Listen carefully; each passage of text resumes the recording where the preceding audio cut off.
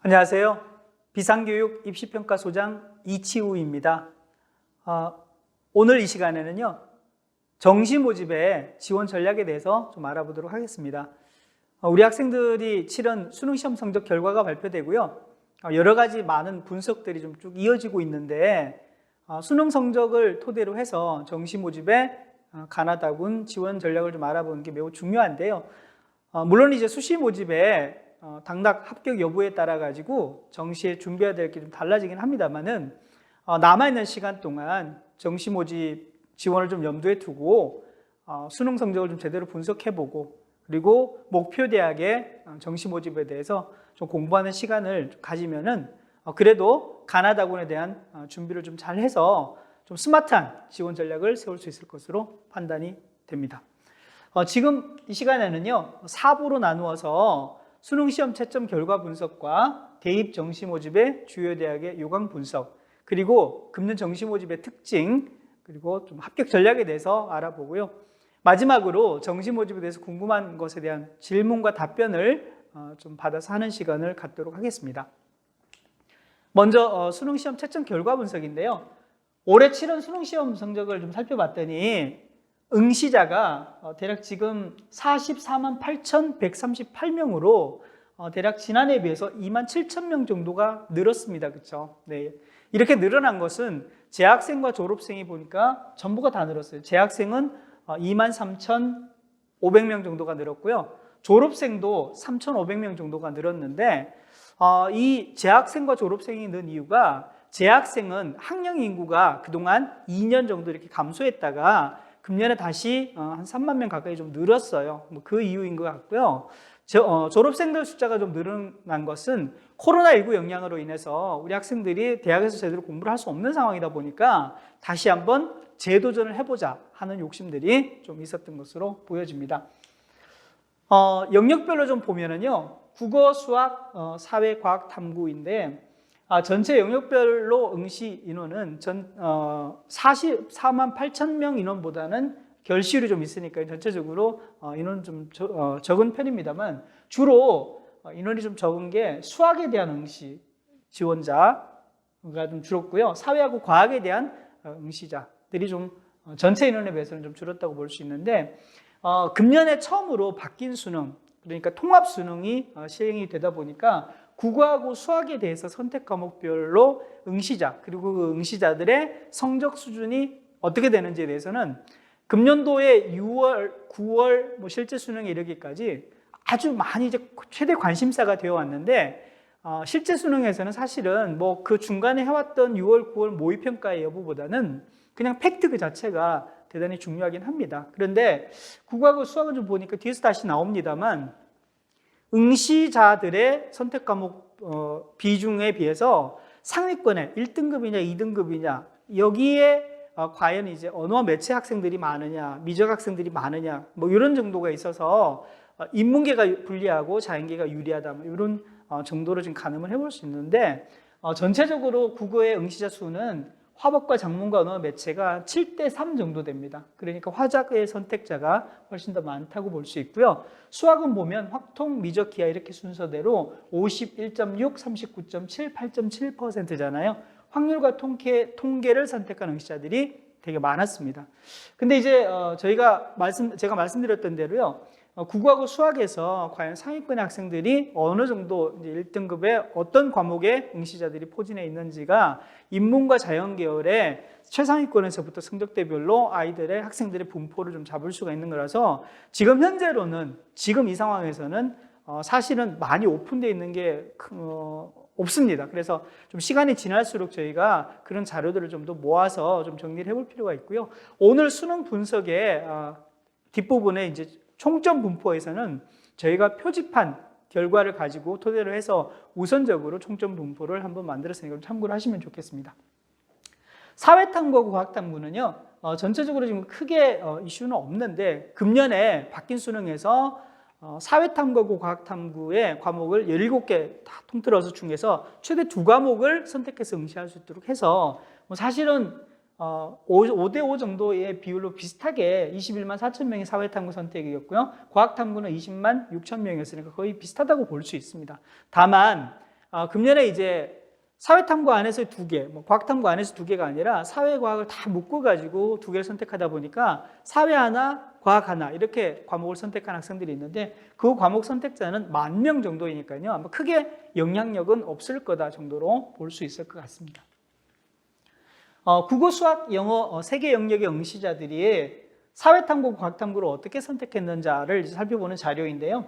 이 자료는 그동안 수학에서 가형, 나형 이렇게 인문, 계열, 자형, 계열별로 구분되어 응시하던 거를 지금은 이제 상관없이 가형, 나형에 상관없이 수학을 전부가 다 그냥 제가 원하는 과목 선택 과목을 할 수 있지만 대학에서 자형 계열의 경우에는 미적과 기하를 지정을 해놨잖아요. 그러다 보니까 여전히 수학에 미적하고 기하를 선택하면서 과학 탐구를 봐야 되는 학생들이 꽤 있습니다. 그래야만이 자연계열에서 뭐 상위권에 있는 의예부터 시작해서 내가 가고 싶은 목표 대학의 자연계열 공대를 갈 수 있는 이런 정도로 이어지기 때문에 그래서 실제로 보시면은 수학의 미적이나 기하를 선택하면서 과학탐구를 선택한 응시자들이 보면 미적계 과학이 156,000 명이고요. 기하의 과학탐구를 선택한 학생들이 33,000명 되잖아요. 그래서 이 2개를 합하면 대략 한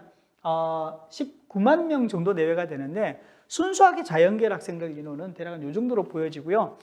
반면에 확률과 통계를 선택하고 사회탐구를 선택한 학생들이 대략 19만 명 정도 되는데 이 학생들은 순수하게 인문계열을 지원해서 선택해서 정시 모집을 가려고 한다. 이런 정도로 볼 수 있을 것 같아요. 그런데 여기 보시면 이제 15,483명이라는 빨간 숫자 보이시죠? 이 숫자는 작년까지만 해도 수학에서 나형을 선택한 과학탐구 응시자가 있었습니다. 이 학생들은 자연계열 학생인데 어려운 수학 가형을 피해서 수학 나형을 보고 수능 최저학력 기준을 조금 더 잘 받아서 수시 모집에 최저학력 기준을 채울 수 있도록 하자. 또는 좀 유리한 수학 성적을 받아서 정시 모집에 교차 지원을 할 수 있도록 하자. 이런 목적을 가지고 수학에서 가형이 아니라 나형을 봤던 학생들이라고 볼 수 있는데요. 금년에도 그런 학생들이 좀 있긴 했습니다. 15,400명 정도가 이제 그런 숫자라고 볼 수 있는데 작년까지는 그 인원이 되게 많았습니다. 대략 한 5만에서 6만 명 사이였으니까요. 이제 그 학생들은 굳이 금년에는 확률과 통계를 볼 필요가 없다. 자연계열 과학탐구를 응시하고 미적이나 기하를 선택을 하면 훨씬 더 표준 점수에서 유리해진다는 걸 알았기 때문에 이렇게 교차 지원해서 가려고 하는 수학 확률과 통계 선택자는 많이 줄어들었다 이렇게 볼 수 있습니다. 그 다음에 이제 영역별로 등급 컷을 좀 살펴볼 텐데요. 이 영역별로 등급 컷은 사실은 뭐 난이도하고 상관이 많습니다. 이번 수능이 뭐 소위 말하는 역대급으로 어려웠다는 수능이잖아요. 근데 어려운 수능인 만큼 또 표준 점수는 상당히 높게 나와요. 영역별로. 특히 이제 국어하고 수학의 표준 점수 최고점이 지난해에 비해서 상당히 높아지는 이런 모양새인데요. 국어 영역을 먼저 좀 살펴보시면은 지난해 표준 점수 최고점이 144점이었는데 금년에 표준 점수 최고점이 149점입니다. 5점이라도 높아진 거죠. 그런데 보시면은요. 1등급의 등급 구분 점수는 지난해 131점, 금년에 131점 똑같아졌습니다. 2등급의 등급 구분 점수는 작년에 125, 금년 수능에 124, 3등급 보시면 116, 116 똑같죠. 그래서 국어가 만점자, 뭐 언어와 매체를 봐서 이제 만점이겠죠. 이 28명 정도밖에 나오지 않은 대단히 어려운 시험이었는데 최상위 149점에서부터 131점 간 구간 안에 촘촘히 아이들이 특히 상위권에서는 숫자가 적어서 내려가더라도 1등급의 표준 점수의 구분 점수는 131점으로 지난해하고 똑같아지는 거죠. 이게 표준 점수가 가지고 있는 특징입니다. 다르게 설명하면 상위권 1등급 이상에서부터는 학생들이 변별이 뚝뚝 떨어지기 위해 확실하게 된다는 거죠. 그래서 28명이 받은 149점을 받은 학생들은 물론 수학이나 영어나 탐구가 성적이 어떠냐에 따라서 다르긴 하겠으나 이 28명의 경우에는 다른 영역의 성적이 웬만큼 받쳐주면은 내가 원하는 목표 대학을 지원하기에 상당히 유리하다라고 판단해 볼 수 있는 거죠. 네, 수학으로 한번 가보겠습니다. 수학의 등급 컷을 보시면은요, 표준 점수 최고점이 지난해 수학 가형과 나형 똑같이 137이었는데요. 금년에는 147점입니다. 인문계열이 한 5점 정도가 높아졌는데 국어에서 5점 정도 높아졌는데 수학에서는 무려 10점이나 높아진 거죠. 상당히 변별이 2점 시험보다는 더 됐다는 거죠. 근데 이런 요인은 뭐 다양하게 해석할 수 있는데 가장 첫 번째가 통합 수능으로 하다 보니까요. 인문계 학생이나 자연계 학생을 다 모아가지고 공통되는 수원 수투 시험을 보고 선택 과목 시험을 이렇게 보다 보니까 결국에는 자연계열 학생들은 성적이 이렇게 올라가는, 부상하는 이런 영향이 좀 있었고요. 인문계열 학생들은 반대로 성적이 좀 낮아지는 그런 영향들이 있었습니다. 또 뒤에서 다시 한번 더 분석을 해서 말씀드릴 텐데요. 이런 요인들 때문에 금년에 이제 보시면은 수학과 관련되는 표준 점수라든지 백분위, 특히 이제 표준 점수의 영향으로 지난해에 대비해서 배치 점수가 좀 많이 올라가는, 자연계열로 올라가는 이런 상황이 벌어졌고요. 인문계열들은 반대로 지난해에 비해서 배치 점수가 좀 내려간 이런 상황들이 좀 이 수학의 분포 때문에 이제 특히 좀 많아졌다 이렇게 볼 수 있는데요. 등급 컷을 비교를 한번 해보면 꼭대기에서는 지난해 말씀드렸던 대로 수학 가나에서 최고점이 137, 147, 10점 차이가 났잖아요. 여기는 1등급까지 상위권에도 좀 영향을 미치는 것 같아요. 작년에 가영, 나영의 공이 1등급 구분 점수가 130, 131 이렇게 크게 차이가 나지 않았는데 금년에는 137이잖아요. 그러니까 여전히 1등급까지도 지난해보다는 표준 점수의 점수, 등급 구분 점수가 높게 나와서 수학이 어느 정도 돼야만이 안정적인 지원을 할 수 있도록 수학의 영향력이 조금 더 지난해보다 높아졌다 이렇게 볼 수 있습니다. 요거는 위아래를 빼보면요. 최고점하고 1등급 구분 점수가 10점 차이 나잖아요. 여기 이제 수학 가나에서는 지난해 보면 7점, 6점 이렇게 차이 나잖아요. 그러니까 확실히 더 쪼개져서 상위권 학생들의 변별이 더 되어 있는 상황이다. 이렇게 보시면 되겠고요. 역시 2등급까지 오더라도 지난해 수학 가형하고 비교해 보면 123, 127이잖아요. 4점 정도 높고요. 이게 3등급의 구분 점수가 정도 되니까 가형으로 놓고 보면 지난해하고 이제 거의 엇비슷해지는 117점으로 오게 됐습니다. 그래서 전반적으로 수학에 있어서도 어느 정도 일정 정도 점수가 특히 자연계열에서는 확보되지 않으면 국어나 과학 탐구의 성적이 꽤 좋지만 수학이 받쳐주지 않으면 특정 목표 대학에 지원하기가 좀 쉽지 않은 상황이다 이렇게 볼 수 있습니다. 물론 수능 영역별 반영 비율을 어떻게 조합되느냐에 따라 달라지겠습니다만 기본적으로는 수학의 성적이 대단히 중요하다 이렇게 보고 갑니다. 자, 영어는요 사실 등급 구분 점수가 없습니다. 시험을 보고 나면 90점은 1등급, 80점까지는 또 2등급, 70점까지는 3등급 이렇게 절대평가의 원점수로 이제 구분이 되는 거니까요. 달라진 거는 보시면은요, 지난해 1등급 숫자가 상당히 많았습니다. 그래서 전체 응시자 중에서 12.66%였죠. 53,000명이 영어 영역에서 1등급을 받은 학생들이었어요. 근데 금년에 보시면 거의 절반입니다. 그죠? 27,000명으로 줄었습니다. 뭐 잘 아시지만 이 요인이 영어가 사실 이제 EBS의 연계가 50%로 다 다른 과목도 떨어지고 영어는 특히 전부가 다 간접 연계로 이렇게 돌아섰잖아요. 그러다 보니까 육모, 구모에서도 보여졌습니다만 우리 학생들이 영어 공부하기가 좀 녹록지 않았던 거죠. 특히 이제 상위권에서 고득점을 받기가 쉽지 않았던 거고요. 2등급, 3등급, 2등급까지는 보니까 전체적으로 숫자가 지난해에 비해서는 조금 늘긴 했지만 1, 2등급을 합한 비율을 보면 여전히 지난해보다는 숫자가 그렇게 높지는 않습니다. 그래서 1, 2등급의 경우에는 금년에 지난해보다는 조금 더 유리한, 영어에서 유리한 고지를 좀 받을 것 같고요. 오히려 3, 4등급을 가면 지난해 비율보다 3, 4등급의 비율이 금년에 많습니다. 그래서 영어 3, 4등급은 지난해보다는 약간 더 불리해지는 뭐 이런 영향이 좀 있을 것 같아요. 그래서 영어의 등급별로 비율이 많으냐 적으냐, 등급당 인원이 많으냐 적으냐가 영어에서 좀 등급을 잘 받아서 영어 등급 간 점수의 차이가 좀 큰 쪽은 학생들이 상대적으로 유리해질 겁니다. 그래서 대학 학과를 선택하는데 내가 받은 영어가 몇 등급이냐에 따라서 영어의 영향력이 좀 높은 대학을 선택하느냐, 그렇지 않은 대학을 선택하느냐를 구분할 수 있다. 이렇게 볼 수 있습니다. 자, 나머지 이제 사회탐구, 과학탐구의 탐구인데요. 탐구는 등급 컷이 전체 17개 과목별로 상당히 좀 편차가 심한데 뭐 이렇게 대략적으로 정리를 해보면 사회탐구가 과학탐구에 비해서 표준점수 최고점이 대단히 낮습니다. 그래서 전략적으로 아마 10,000명 정도는 사회 하나, 과학 하나 이렇게 해서 과학탐구에서도 고득점을 받아서 표준 점수를 좀 높게 가져가자 이런 전략이 좀 있었던 것 같긴 한데 전체적으로 보시면 생활과 윤리, 사회문화 요 두 개가 사회탐구의 9과목 중에서 선택자 수가 좀 많은 거잖아요. 생류는 지난해에 보면 1등급 구분 점수나 표준 점수 최고점이랑 똑같았습니다. 만점자가 되게 많았다는 거죠. 그러니까 1등급이 50점 원점수입니다. 근데 금년에는 변별이 되긴 했습니다. 그래서 표준 점수 최고점이 65에서 66으로 올라갔는데 뭐 1등급 컷 점수는 작년에 65점이나 똑같았는데 금년에는 1점 낮아졌잖아요. 2점 정도 차이가 납니다만 이거 좀 크게 차이 나는 건 아니잖아요. 그죠? 좀 미미하다고 볼 수 있고요. 그 이하로 가시게 되면 작년에 생륜에 63, 금년에 62, 2등급 구분 점수입니다. 3등급으로 가면 60 똑같죠. 그래서 아까 이제 국어에서 봤던 것처럼 생활과 윤리에서도 사실은 사회탐구도 마찬가지, 과학탐구 마찬가지인데 특정 등급 구분 점수로 내려가게 되면 지난해하고 거의 엇비슷해지는 점수가 크게 차이가 나지 않는다 이렇게 보시면 되겠습니다.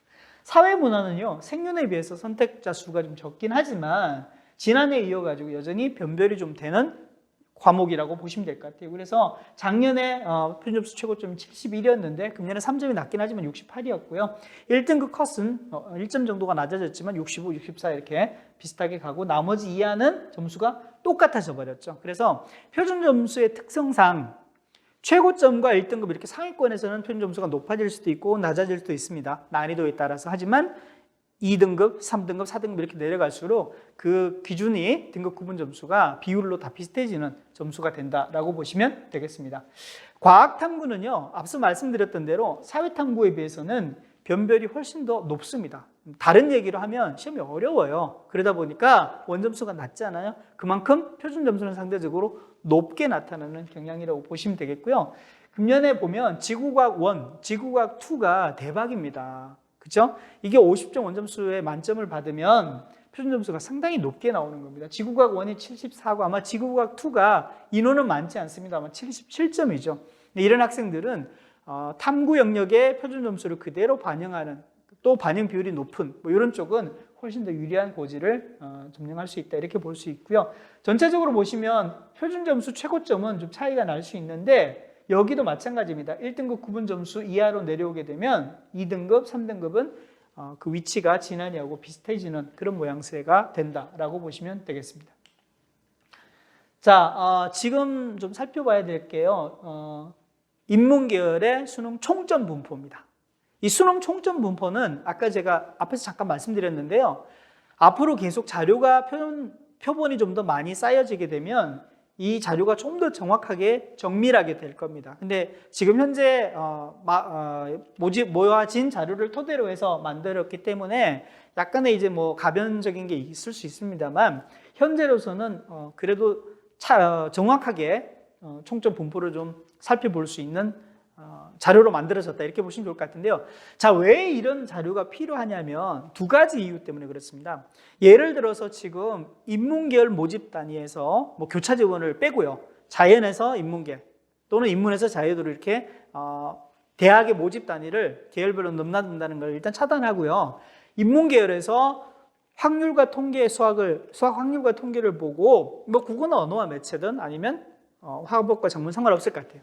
일단 확률과 통계를 봤다는 학생들을 대상으로 해서 사회탐구를 보고 이 학생들을 대상으로 해서 대략 숫자가 어느 정도 되면 여기에서 수시로 빨려 들어간 학생들을 대략적으로 좀 빼내고 나면 발라내고 나면 남은 학생들을 대상으로 해서 금년도에 이 정도 성적이면 모집 인원으로 계산해 봤을 때 상위권 서울대 경영했을 모집 인원으로 계산해 봤을 때 이 대학 학과에 갈 수 있다 없다 여부를 가늠할 수 있는 자료를 쓸 수 있는 겁니다. 첫 번째고요. 두 번째는 뭐냐? 지난해 입시 결과가 있을 거잖아요. 지난해 입시 결과를 봤더니 작년도의 표준 점수 국어, 수학, 사회탐구의 합을 보니까 국어, 수학나 사회탐구의 합이 대략 400점 정도였는데 이 대학을 갔어요. 그렇죠? 그럼 금년도로 대략 환산해 보면 어느 정도 수준이 될지. 물론 이제 수능이 바뀌었잖아요. 통합 수능으로 바뀌어지고 바뀐 수능이다 보니까 정확하게 그 위치를 잡기는 쉽지 않으나 대략적인 가능성을 찾아볼 수 있다로 판단을 하시면 좋을 것 같습니다. 자, 이렇게 보면요.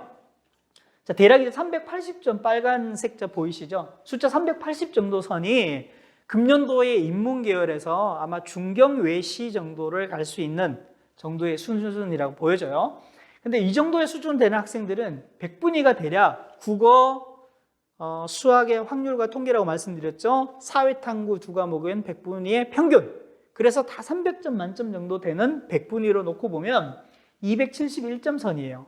표준 점수는 국어, 언어와 매체 확률과 화법과 작문 상관없습니다. 국어, 그다음에 수학은 확률과 통계, 그다음에 사회탐구 두 과목의 표준 점수를 합한 겁니다. 100분위는 평균 내에서 나온 100분이고요. 요 선이 일치하는 게 383, 271이라고 말씀드렸습니다. 근데 나는 봤더니 100분위는 271인데 표준 점수는 370밖에 안 나왔어요. 그러면 나는 표준 점수를 반영하는 대학보다는 100분위를 반영하는 대학에 지원하는 게 훨씬 더 유리하겠죠.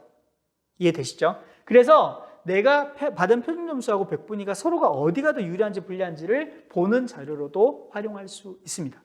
자, 그래서 이어서 보면요. 표준 점수 380, 100분위 271 정도 되는 선이 대략 인문계열 보시면 19만 629명입니다. 확률과 통계를 선택한 응시자라고 보시면 됩니다. 이 가운데서 6,000등을 좀 넘는 정도의 등위가 된다라고 보시면 될 것 같고요. 영어 등급은 여기까지가 대략 한 1등급 정도를 받아야만 갈 수 있는 선 정도로 본 겁니다. 그래서 여기까지의 선은 지난해 표준 점수로 환산해 보니까 국어, 수학, 나, 사탐 두 과목의 표준 점수 합이겠죠. 386. 그리고 100분위는 사회탐구 두 과목의 평균이겠죠. 합산해서 보니까 지난해 점수로 279점 정도 되는 선이라고 보시면 되겠습니다. 앞서 제가 말씀드렸던 대로 표준 점수와 100분위가 전부가 다 낮아집니다. 이 이유가 가장 큰 것은 수학의 통합 시험으로 인해 가지고 자연계열 학생들이 인문계열 학생들보다 훨씬 더 높은 점수를 많이 받은 이유로 판단이 됩니다. 자, 340점 정도는 지금 인서울 정도의 거의 마지노선 정도로 보여지는데요. 100분위 위치가 100분위 비교를 하면 213점, 누적 인원으로 한 5만 등 가까이 되고요. 영어 등급은 3등급 정도 선이고요. 지난해 표준 점수로 354, 100분위 230. 대략 지난해 비교했을 때 배치 점수는 14점 표준 점수로 100분위는 한 20점 정도가 낮아지는 선이라 정도로 판단을 하시면 되겠습니다. 자연계열로 한번 가보겠습니다. 자, 자연계열은요, 국어, 수학, 미적분과 기하 선택자, 그리고 과학탐구 선택자인데요. 전체 인원은 19만 338명 정도로 미적과 기하를 선택한 학생들의 숫자라고 보시면 되겠습니다. 여기에 대략 보니까 지금은 의예과가 전국적으로 한 410점 정도 되면 의예과를 갈 수 있을 것 같은데요. 그 수준의 100분위로는 292, 100분위는 과학탐구 두 과목의 평균입니다. 합산 아닙니다. 그래서 300만점 기준으로 보면 292, 여기까지 누적 인원은 대략 한 2,500명 정도로 예상이 되고요. 영어 1등급자하고 같이 연결되는 선이라고 보시면 되겠습니다. 지난해 표준 점수는 400점, 100분위는 291, 그리고 표준 점수는 지난해보다 무려 10점 정도가 올라갔습니다. 물론 이제 국어와 수학의 난이도가 어려웠다는 것도 있고요. 말씀드렸던 대로 수학에서 이 통합 수능이다 보니까 전체적으로 인문계열 학생들이 수학이 좀 성적이 자연계열 학생들보다 낮으니까 아래쪽에 많이 좀 형성이 되면서 전체적으로 표준 점수가 높아진 효과, 뭐 이런 등등을 합해서 대략 플러스 10점 정도 높아지고요. 100분위는 전체적으로 큰 변화는 없는 것 같아요. 워낙 최상위권이다 보니까. 그래서 대략 플러스 1점 정도로 보여지고요. 자연계열도 역시 중경외시, 물론 이제 건대나 홍대 정도의 상위권 대학도 포함이 됩니다만 금년에 380 정도 선인데요. 100분위로는 267, 2만 등이 좀 넘습니다. 그리고 영어는 대략 2등급 정도가 되는 선이고요. 지난해 표준 점수는 374, 100분위는 262, 표준 점수는 6점이 높아졌고요. 100분위도 5점이나 올라가게 됩니다. 그러니까 자연계열 배치 점수는 지난해보다 금년에 확실히 더 올라갑니다. 인문계열하고는 정반대 상황이라 이렇게 보시면 되겠고요.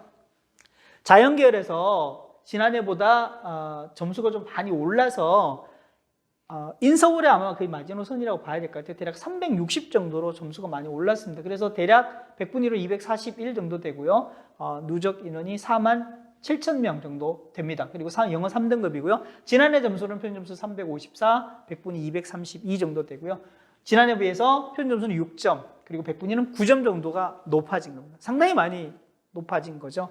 그러니까 제가 왜 이렇게 이 도표에서 자세하게 설명드리냐면 되게 어려워요. 제가 지금 하는 말씀 그죠? 그래서 만약 이 영상을 보고 계신다면 잘 이해가 안 되시면 이쪽 그 총점 분포와 관련되는 부분만 인문 자연을 계속 좀 반복적으로 보시면서 조금 학습하는 것도 필요하다고 보여집니다. 넘어갑니다. 자, 다음 자료는요. 수능 분석에서 가장 중요한 자료라고 총점 분포와 함께 가장 중요한 자료라고 좀 볼 수 있는 자료인데요. 자, 여기 보시면은 인문계열과 자연계열, 특히 이제 인문계열, 자연계열이 지금 표준 점수를 뽑았는데 이게 어떤 자료이냐면 앞에서 봤던 국어, 수학, 탐구, 인문계열의 경우는 수학은 확률과 통계라고 그랬고 자연계열의 경우는 미적분과 기하라고 얘기를 했죠. 그 표준 점수의 합이 410인 학생들을 모은 겁니다. 표준 점수가 410, 총점이 410점이라는 학생들의 영역별로 평균을 봤더니 국어는 138.3이 나왔고요. 수학은 140.9가 나왔고 영어는 평균 1.3등급 정도가 됐고 사회탐구는 130.8이 나왔습니다. 자, 여기까지만 보면요. 이 410점 총점을 구성하는 학생들의 영역별 평균이에요. 중요한 것은 다른 학생들의 성적이 이런 정도면 내 성적은 어떤가를 봐야 되겠죠. 내 성적을 넣어보면 나는 수학이 145야. 그러면 다른 친구들에 비해서 수학에 4점이나 높잖아요. 물론 내가 총점이 410점이니까 국어나 사탐에서 좀 더 낮아질 수는 있겠죠. 이해되시죠?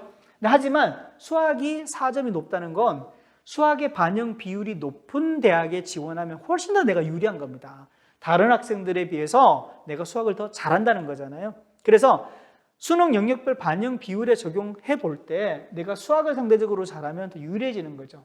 그죠? 국어를 잘해도 물론 국어의 반영 비중이 높으면 더 유리한 거고요. 근데 사회탐구는 보시는 대로 반영 비율 자체의 점수가 그렇게 높질 않아요. 객관적으로 이렇게 볼 때도. 그리고 대학에서 반영하는 비율조차도 낮게 되면 상대적으로 사탐에 내가 더 유리한 점수를 받으면 이 총점 410점을 구성하는 데는 똑같아지지만 실제 지원에서는 더 불리해질 수도 있다는 점을 좀 염두에 두시면 좋을 것 같습니다. 그래서 전체적으로 놓고 보면 410점하고 390점 하나만 설명드릴게요. 이 두 개 점수 차이가 국어는 8.2, 수학은 9.7, 사탐은 2.1입니다. 상대적으로 수학의 점수 차이가 크죠. 보시면 수학은 370에서 350점 사이도 커요. 9.8. 330이나 310점도 커요. 8.7. 대략 9점에서 10점 정도로 크잖아요. 인문계열에서도 수학이 일정 부분 점수가 나와서 중심을 잡아주지 않으면 국어하고 사회에서 아무리 잘하더라도 좋은 성적이 나올 수 없다는 겁니다. 점수대별 영역별 평균을 가지고 실제 대학별 점수 계산을 해보면 수학에서의 점수 차이가 많이 난다는 점을 좀 염두에 두셔야 된다는 말씀을 드리는 거고요. 사회탐구는 보시면 최상위권에서는 410하고 390 차이가 2점밖에 차이가 안 납니다. 실제로 반영해보면 비중이 이렇게 크지 않다는 거죠. 다른 얘기로 하면 사회탐구 성적의 평균 점수가 높게 나와도 나한테는 별로 도움이 되지 않는다는 겁니다. 실제 대학별로 환산 점수를 해볼 때 변별력이나 영역별 영향력이 사회탐구보다는 수학이나 국어가 훨씬 높다는 점을 알 수 있습니다.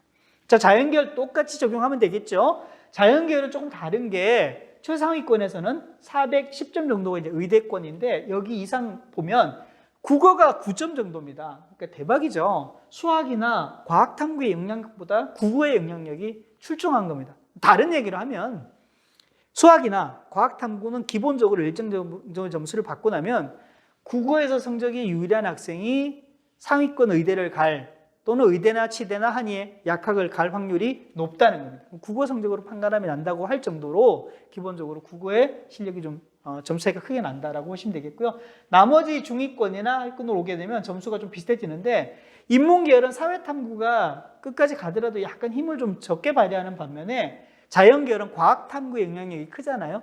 그래서 자연계열은 원래 과학탐구의 반영 비중이 높은 대학이 많습니다. 중위권 대학에서도. 그래서 과학탐구가 결정적으로 영향력이 높다 이렇게 볼 수 있고요. 다음은 백분위인데요. 인문자연 아까 말씀드린 거는 설명은 똑같아요. 자, 280점 받은 학생이 국어의 백분위가 95.1, 수학의 91.5, 영어가 1.6등급, 사탐은 백분위가 93.4가 평균이라는 거예요. 그 국어, 수학의 확률과 통계, 사탐을 선택한 학생들의 총점이 280점 백분위로 인 학생들의 영역별 평균을 본 거죠. 그럼 내가 봤더니 나는 수학이 백분위가 96인데 그러면 백분위 280 중에서 수학 96이면 다른 학생들에 비해서 또 4.5가 높잖아요. 그죠? 5.5가 높나요? 4.5죠? 4.5가 더 높아요. 그러면 훨씬 더 수학이 유리해지는 거잖아요. 수학 반영이 비중이 높은 대학에 100분위 반영하면 내가 더 오히려 유리해질 수 있다는 걸 이 표를 통해서 찾아볼 수 있다. 이렇게 말씀드리는 겁니다. 그래서 전체적으로 보면 인문계에서도요, 표준 점수하고 마찬가지로 100분위에 왔어도 수학이 점수 차이가 점수 때 구간별로 크게 난다, 수준별로 크게 난다라고 볼 수 있고요. 사회탐구는 100분위에 와서도 여전히 점수가 좀 낮다 이렇게 볼 수 있고, 자연계를 와서 보시면은 수학이 아니라 국어와 과학탐구의 변별이 높고, 특히 상위권에서는 100분위에서는 과학탐구가 대박이죠. 네, 상위권에서 100분위 300에서 280 차이가 10.7이 납니다. 과학탐구에서 100분위가 어느 정도 있냐에 따라서 달라지는 거고, 수학은 100분위 차이가 그렇게 크지 않습니다. 제가 왜 이 말씀을 드리냐면, 내가 받은 수능 성적에서 수학이 유리하냐 또는 국어가 유리하냐, 탐구가 유리하냐, 이거를 통해서 점수대 평균을 통해서 비교를 해보시면 표준 점수가 유리하냐, 100분위가 유리하냐, 또는 내가 받은 영역별 성적에 국어가 유리하냐, 수학이 유리하냐, 또는 탐구가 유리하냐를 판별해 보시고 그 반영 비중이 높은 대학에 지원하는 게 상당히 좀 유리해진다, 이렇게 보실 수 있습니다. 자, 수능 성적에 대해서 좀 살펴봤는데요. 뒷부분에 봤던 자료는 좀 말씀드렸던 대로 약간 난이도가 좀 있어서 다시 재반복하는 것도 좀 도움이 될 것 같습니다. 자, 어쨌거나 지금 원점수는 잊으셔야 돼요. 실제 발표된 표준점수 100분위, 뭐 등급은 정시에서 그렇게 많이 쓰이지가 않으니까 내가 받은 표준점수 100분위를 좀 더 잘 분석해서 다른 학생들과 나를 좀 비교해보는 게 필요하겠죠. 그래서 내가 유리한지 불리한지를 좀 잘 파악하는 게 필요하고, 일반적으로는 어려운 과목에서 내가 원점수를 좀 더 높게 받았던 게 표준점수가 좀 상당히 높아지고요. 100분위는 구간별로 좀 달라질 수가 있어서 이거는 구간별로 조금 더 판단을 해봐야 된다는 말씀 좀 드리고요. 내 성적하고 다른 학생 성적을 비교를 해서 유불리를 보는 게 필요한데, 왜 이런 말씀을 드리냐면 대학 입시 요강에서도 유불리를 판단하기 위해서는 뭐 영역별 반영 비율이라든지 가산점 이런 게 쓰이잖아요. 그게 적용하기 위해서 내가 가진 성적들을 잘 판단을 해놔야만이, 알고 있어야만이 나중에 목표 대학이나 또는 유리한 대학을 선택하는 정도에서 내가 좀 제대로 된 수능 분석을 통해서 대학을 고를 수 있다, 이렇게 보시면 좋을 것 같습니다.